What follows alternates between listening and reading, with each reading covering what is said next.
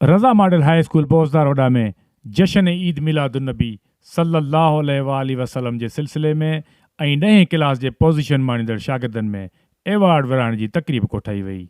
तक़रीब में मफ़तूम सैयद ज़ियाउद्दीन शाह नुमाइंदा director private school महिमान ख़ासि तौरु शिरकत कई, जंहिंमें स्कूल इंतिज़ामिया पारां मिड़नी आयल महिमाननि खे सिंधी अजरक उॾाया विया।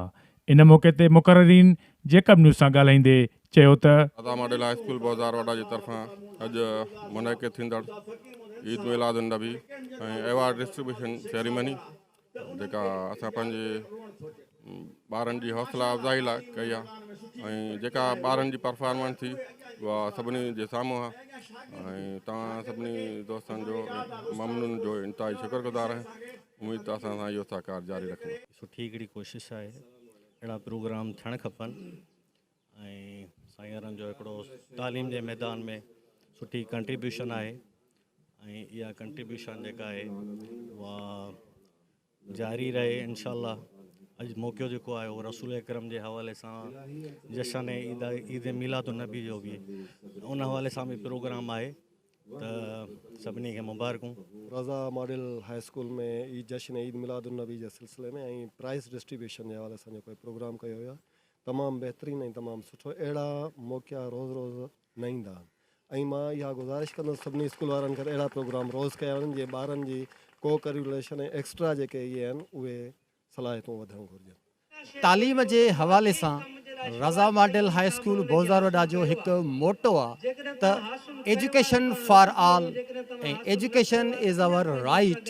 इन खे मद्देनज़र रखंदे इन अकेडमिक एक्टिविटीज़ सां गॾोगॾु एक्स्ट्रा एक्टिविटीज़ भी करे इन शागिर्दनि में इनकरेजमेंट कनि ऐं उन जी नशोनुमा थी सघे त जीअं उन में कॉन्फिडेंस ऐं उन सां गॾोगॾु पढ़ाईअ जो रुझान बि थिए। इन हवाले सां बोज़दारोडा रज़ा मॉडल हाई स्कूल बोज़दारोडा इन प्राइज़ डिस्ट्रीब्यूट करे शागिर्दनि में हिकिड़ो उत्साह पैदा कयो आहे त बाबा एजुकेशन असांजो राइट आहे ऐं राइट जेको बि वठिबो आहे उहो जिदोजहद सां वठिबो आहे, जंहिंजे करे का बि शइ मां त खणी चवंदुमि everything is difficult but not impossible.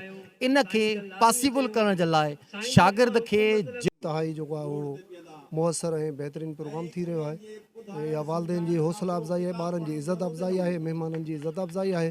बहरहाल रज़ा मॉडल हाई स्कूल इंशाअल्लाह बोज़दारोडा जो मिसाली स्कूल साबित थींदो, जंहिंजी हमेशह कोशिशि रही आहे ताकी मुआशिरो सुधरे, मुआशिरे में भली तालीम हुजे, मुआशिरो हिकु तालीमी याफ़्ता थी वञे हलियो। उन हवाले सां ख़ुसूसन मुनीर हुसैन बोज़दार जी कोशिशि, साईं मुज़फ़र साहिबु, साईं अली असगर साहिब जी जेका कोशिशि आहे इंशाअल्लाह उहा कामयाबी जे इन मंज़िल ते गामज़न हूंदी।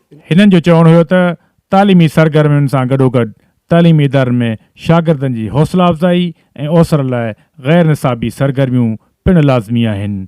इन मौक़े ते शहरनि जे तालीमी इदारनि जे प्रिंसिपाल्स, शागिर्दनि जे वालिदैन, शहर जे सियासी समाजी अॻुवाणनि, सहाफ़िन, शागिर्दनि ऐं शागिर्दियाणनि वॾे अंग में शिरकत कई, जंहिं बाद तक़रीब में आयल महिमाननि खां पोज़ीशन माणींदड़ शागिर्दनि में शागिर्दियाणनि में एवार्ड विरहाया विया। कैमरामैन मोहम्मद अब्बास जाफ़री सां गॾु शाहिद जाफ़री, जेकब न्यूज़ बोज़दारोडा।